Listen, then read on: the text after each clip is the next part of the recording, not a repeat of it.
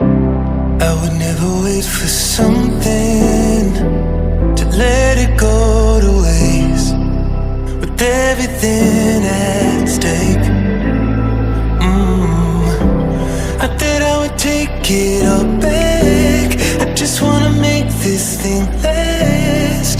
But we're running out of time. We were